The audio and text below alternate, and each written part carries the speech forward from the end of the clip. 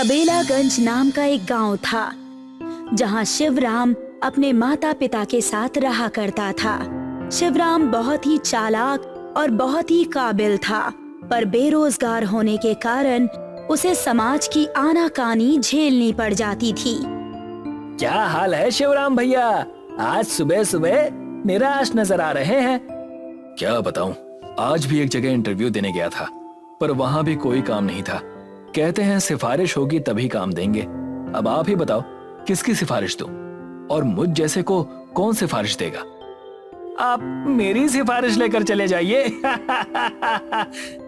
हाँ, हंस लो, सिर्फ एक तुम ही नहीं हो, और मुझे तो तुम सबको झेलना ही होगा और तुम सबको सुनना ही पड़ेगा। शिवराम वहां से निराश होकर चला गया और झील के पास जाकर बैठ गया। इस झील की तरह ताकतवर बनना है। सूरज चाहे कितना भी चमक ले, लेकिन समुद्र और झील को वो सुखा नहीं पाता। और एक मैं हूँ, थोड़ी सी भी परेशानी हो जाए तो दुम दबाकर भागने लगता हूँ। शिवराम अपने आप से बात कर ही रहा था कि उसे वहां पर मछुआरा दिखाई दिया, जिसके पास जाकर शिवराम ने कहा, भैया आप मछली पकड़ने जा रहे हैं?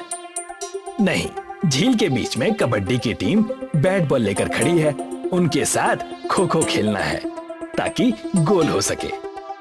मैं कुछ समझा नहीं। अगर कबड्डी की टीम बैट बॉल लेकर खड़ी है तो वो खो खो क्यों खेलेगी और गोल कैसे होगा? कोई बात नहीं बेटा, अभी बहुत कुछ सीखना है जीवन में। मैं आपसे काम सीखना चाहता हूँ। मैं कोई काम नहीं करता, बस मछलियां पकड़ता हूँ और व्यापारियों को बेच देता हूँ, उससे ज्यादा कुछ नहीं। क्या मैं भी तुम्हारे साथ चल सकता हूँ? मेरे माँ बाप ने भर पेट खाना पिछले कई महीनों से नहीं खाया है। अगर मुझे अपने साथ ले चल सको तो बड़ी मेहरबानी होगी। चलो, मैं तुम्हारी मदद जरूर करूंगा। शिवराम और मछुआरा दोनों ही उस झील के अंदर चले जाते हैं। वहां मछुआरा अपने जाल से मछलियां पकड़ने लगता है और दूसरी तरफ शिवराम के पास कोई भी जाल नहीं होता। क्या मैं तुम्हारी मछली पकड़ने का जाल ले सकता हूँ? कुछ ही मछली पकड़ने के बाद मैं तुम्हें वो दे दूंगा। अरे मैं अगर तुम्हें अपना जाल दे दूंगा तो मैं क्या करूंगा? अपने दांतों से मछली पकड़ूंगा क्या? कैसी बातें कर रहे हो? अच्छा, पहले तुम पकड़ लो, तब मैं पकड़ूंगा। कुछ समय बीत चुका था। उस मछुआरे ने शिवराम को जाल नहीं दिया। शिवराम खुद हाथों से ही मछलियां पकड़ने की कोशिश करने लगा। उतने में ही वहां झील के अंदर उसे कुछ चमकता हुआ दिखाई दिया। ये क्या है? चमकती चीज है, इसे बेचूंगा नहीं, अपने पास रखूंगा। शिवराम ने उस चमकती हुई चीज को छुआ। उसकी चमक ने शिवराम को अपने अंदर खींच लिया। ये मैं कहाँ आ गया? मैं तो झील में था, पानी के अंदर मैं जिंदा कैसे हूँ? ये सब हो क्या रहा है? शिवराम अकेले वहां घूम ही रहा था कि वहां पर सितारों के राजा आ गए और कहने लगे, तुम चिंता ना करो, तुम्हें हम कुछ नहीं करेंगे, बल्कि तुमने तो मुझे मुक्त किया है। मैंने तुम्हें कैसे मुक्त किया है? मैं कुछ समझा नहीं। तब जाकर सितारों के राजा ने सारी सच्चाई बताई। मुझ में इतनी चमक है, मैं जो चाहे वो कर सकता हूँ। इस साधु को मैं अपनी चमक दिखाता हूँ। सितारे ने साधु को अपनी चमक दिखाई, जिस कारण साधु की तपस्या भंग हो गई। तब उस साधु ने क्रोध में आकर सितारों के राजा को श्राप दे दिया। तुम्हारा इतना दुस्साहस कि तुमने मेरी तपस्या भंग की। तुम्हारी चमक पर तुम्हें घमंड है ना? अब नहीं होगा। मैं तुम्हें श्राप देता हूँ। तुम धरती के अंदर अपनी चमक लेकर एक झील में रहोगे। मेरा वो मतलब नहीं था महाराज, मुझसे गलती हो गई। मैंने ये सब जानबूझकर नहीं किया, मुझे क्षमा कर दीजिए। सितारों के राजा ने उस साधु से बहुत माफी मांगी। तब साधु ने कहा, कुछ वर्ष बीत जाने के बाद तुम्हारे पास एक बालक आएगा जो तुम्हें झील से मुक्त कर देगा। और ये थी मेरी कहानी। अब तुम बताओ कि तुम्हें क्या चाहिए? मैं तुम्हें सब ला कर दूंगा। मुझे तुमसे ज्यादा कुछ नहीं चाहिए, बस उस झील को मुझे सौंप दो और उनमें सारे के सारे तारे भर दो। मैं उन तारों को लोगों को बेचकर अच्छे पैसे कमाऊंगा और दुनिया की मदद भी करूंगा। अवश्य, मैं तुम्हारी मदद करूंगा। अब तुम जब धरती पर जाओगे तो वो झील तुम्हारी हो चुकी होगी और सितारों की झील से जानी भी जाएगी। और क्या था, शिवराम जैसे ही झील के पास पहुंचा, झील सितारों से चमक रहा था। सारे गांव वाले शिवराम को ही देखे जा रहे थे कि ये जादू आखिर उसने किया कैसे। अरे अब आप मुझे यूं ही देखते रहेंगे या इन सितारों को खरीदेंगे भी? क्या कहना चाहते हो तुम? मैं इस झील के सितारे लोगों को बेच रहा हूँ। सभी के लिए 5000 का एक सितारा होगा। क्या सच? अगर ऐसा है तो मैं तो झील में से सितारे लेकर उनसे सड़क और घर बनवाऊंगा। तुम्हें जो करना है वो करो, मुझे मेरे पैसे दे दो बस।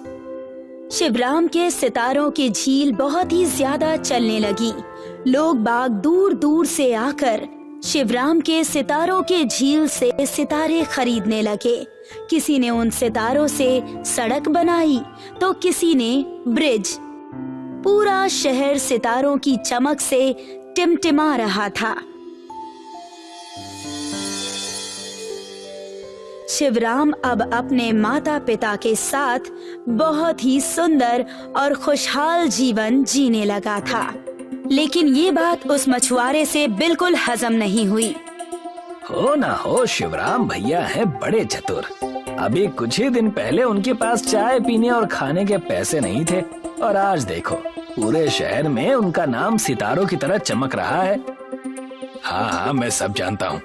उस दिन मेरे ही साथ वो उस झील में पहली बार गया और आज देखो मेरी ही वजह से कितना अमीर हो गया है और मैं अब तक मछली पकड़ रहा हूँ।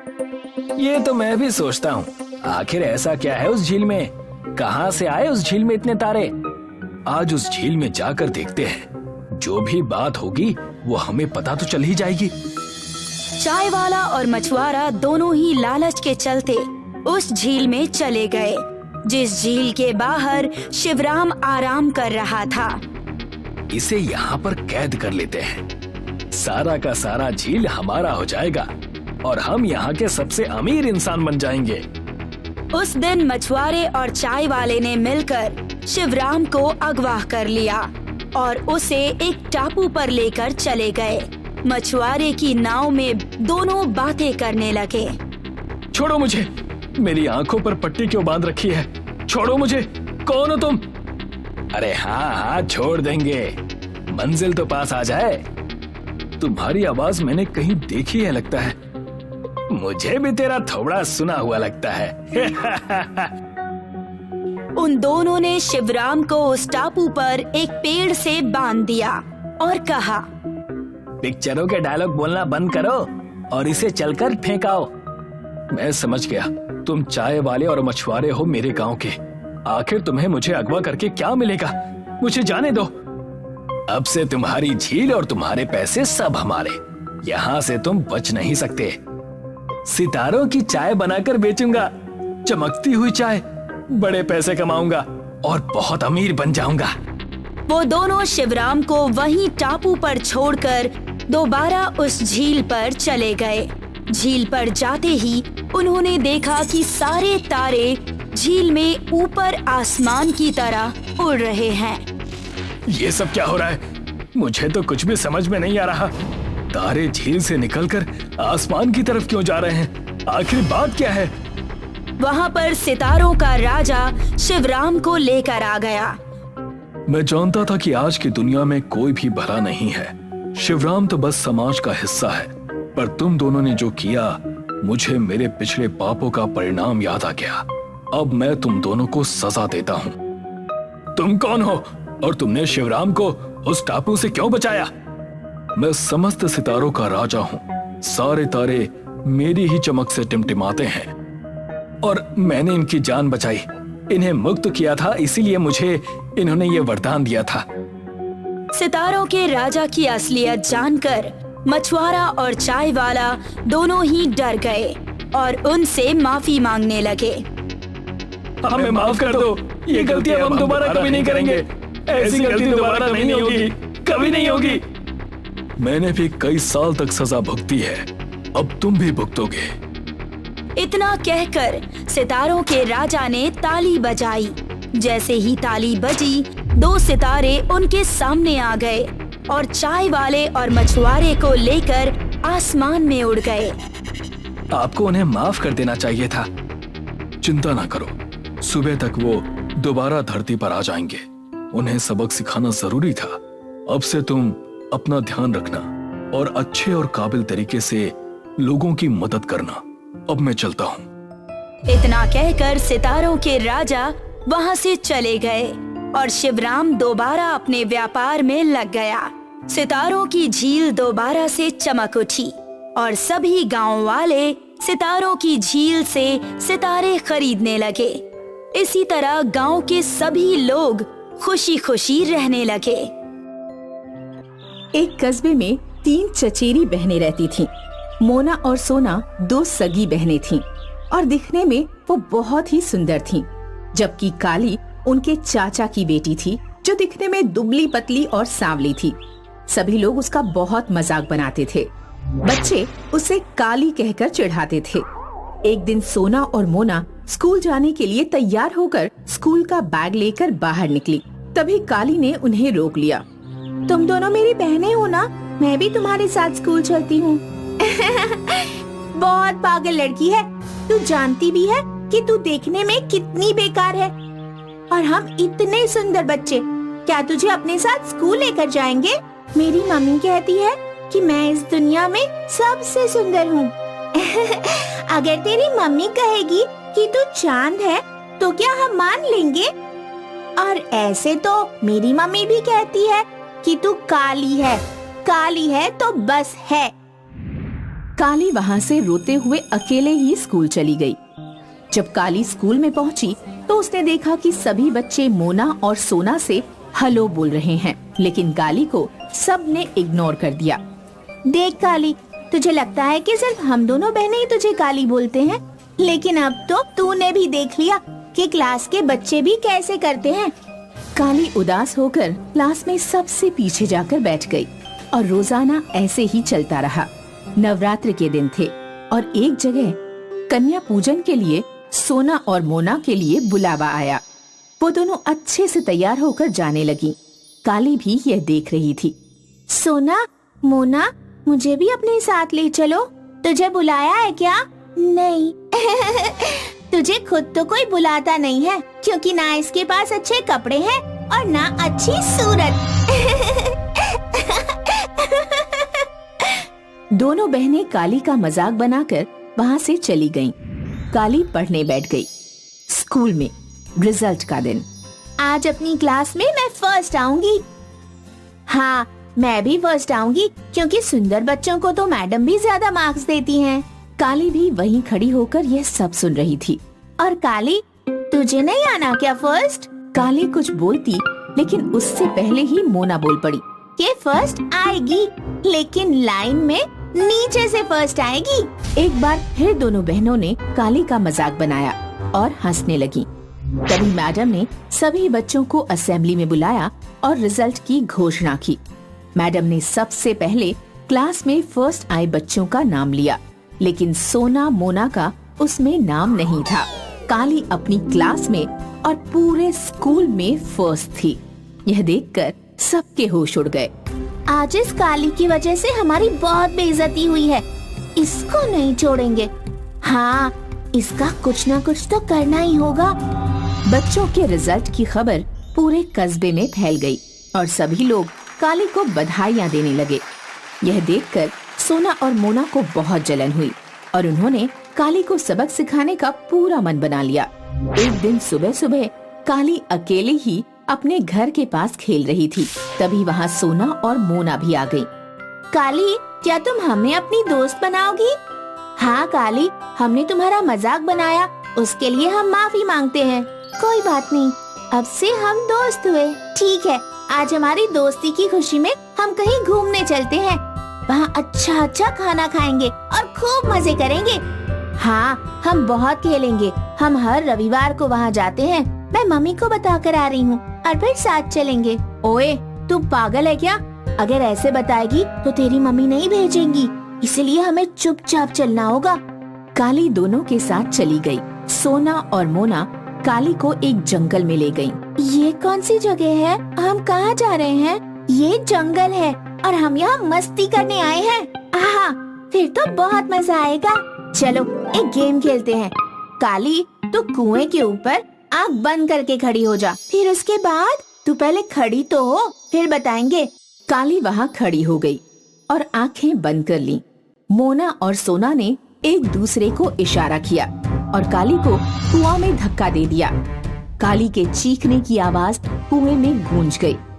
दोनों बहनें खुश होकर घर वापस चली गईं। काली कुएं में नीचे गिरती जा रही थी, लेकिन कुछ ही मिनटों में वह एक नई दुनिया में पहुंच गई। वहाँ 3 चांद थे। काली बहुत घबरा गई। मैं कहाँ हूँ? बचाओ, बचाओ! घबराओ नहीं, तुम चांद पर हो। चांद? हाँ, हम 3 जादुई चांद हैं। लेकिन किताब में तो मैंने सिर्फ एक ही पढ़ा है। हम जादुई चांद हैं। तुम जो भी मांगना चाहो मांग सकती हो। मुझे सब काली कहकर चिढ़ाते हैं। मैं कहाँ जाऊँ? सभी बच्चे मेरा मजाक उड़ाते हैं। मुझसे कोई भी बात नहीं करता। हम सब कुछ जानते हैं, इसीलिए हम तुमको वरदान देते हैं कि तुम बहुत सुंदर हो जाओ। और रंग से कोई भी फर्क नहीं पड़ता, लेकिन तुम मानवों का एक अलग ही स्वांग है। मैं वापस कैसे जाऊंगी? अपनी आंखें बंद करो, हम तुमको भेज देते हैं। काली ने आंखें बंद की और अगले ही पल वह अपने घर थी। उसने अपनी माँ को सारी घटना बताई और माँ ने भी उसको विश्व सुंदरी कहा। अगले दिन स्कूल में मिस ब्यूटी प्रतियोगिता होनी थी, जिसमें सोना और मोना ने भी भाग लिया। लेकिन काली को देखकर सभी लोग आश्चर्यचकित रह गए। चांद की शक्तियों के कारण सोना और मोना काली हो चुकी थीं, जबकि मैडम ने काली को अब कोमल का नाम दिया। कोमल मिस ब्यूटी बन गई। हमें माफ कर दो कोमल, हमें माफ कर दो कोमल। कभी नहीं, क्योंकि मैंने तुम्हें एक बार माफ किया तो तुमने मुझे कुएं में धकेला। ना जाने इस बार भी क्या करना चाहती हो। दोस्तों, एक बार विश्वास टूटने के बाद उसे दोबारा नहीं पाया जा सकता है, इसीलिए विश्वास को ना टूटने दे। एक कस्बे में 3 चचेरी बहनें रहती थीं।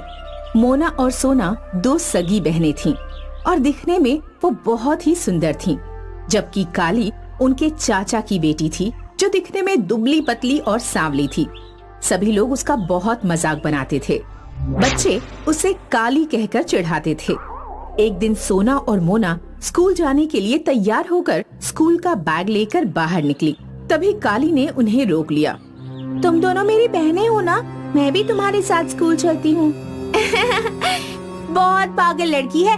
तू जानती भी है कि तू देखने में कितनी बेकार है, और हम इतने सुंदर बच्चे। क्या तुझे अपने साथ स्कूल लेकर जाएंगे?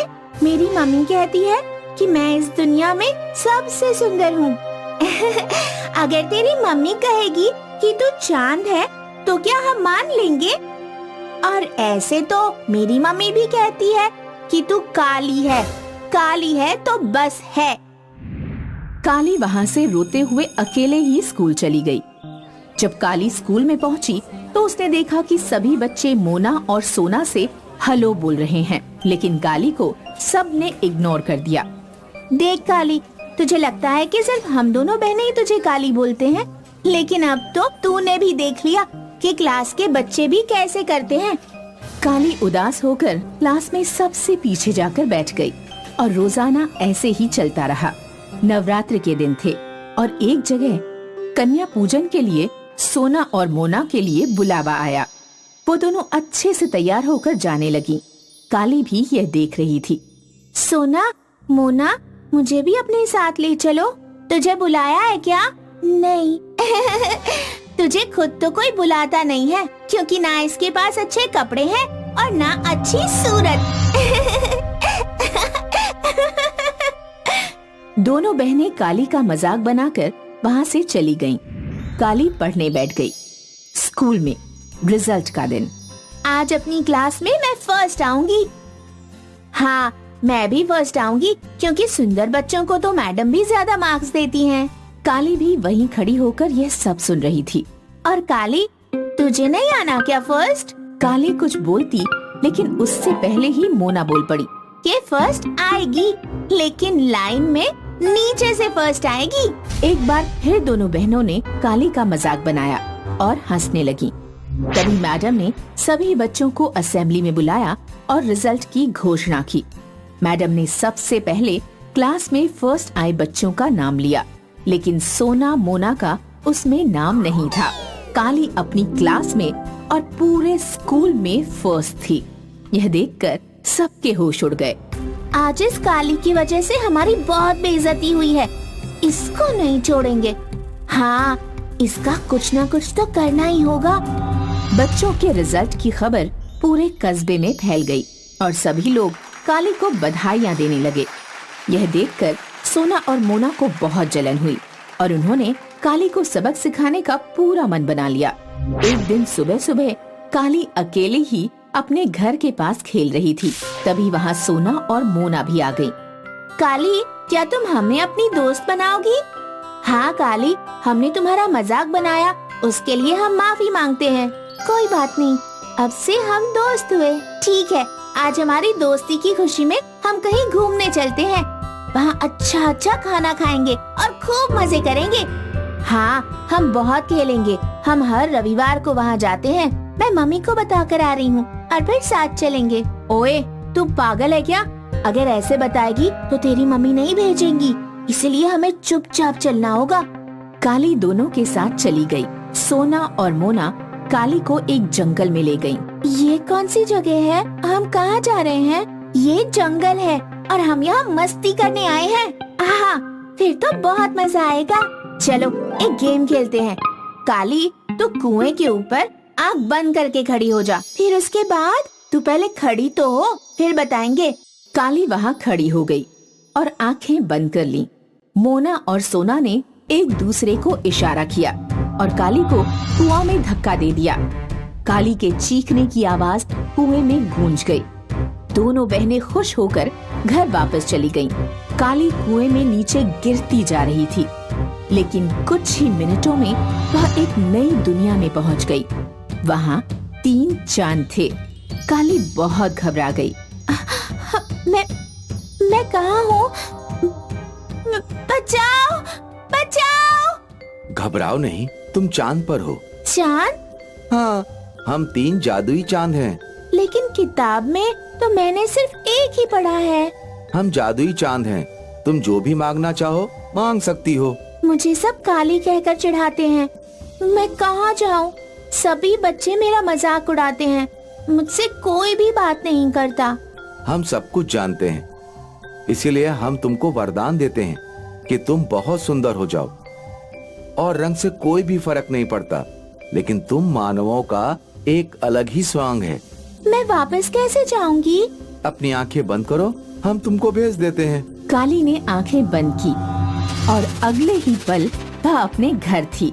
उसने अपनी माँ को सारी घटना बताई और माँ ने भी उसको विश्व सुंदरी कहा। अगले दिन स्कूल में मिस ब्यूटी प्रतियोगिता होनी थी, जिसमें सोना और मोना ने भी भाग लिया। लेकिन काली को देखकर सभी लोग आश्चर्यचकित रह गए। चांद की शक्तियों के कारण सोना और मोना काली हो चुकी थीं, जबकि मैडम ने काली को अब कोमल का नाम दिया। कोमल मिस ब्यूटी बन गई। हमें माफ कर दो कोमल, हमें माफ कर दो कोमल। कभी नहीं, क्योंकि मैंने तुम्हें एक बार माफ किया तो तुमने मुझे कुएं में धकेला। ना जाने इस बार भी क्या करना चाहती हो। दोस्तों, एक बार विश्वास टूटने के बाद उसे दोबारा नहीं पाया जा सकता है, इसीलिए विश्वास को ना टूटने दें।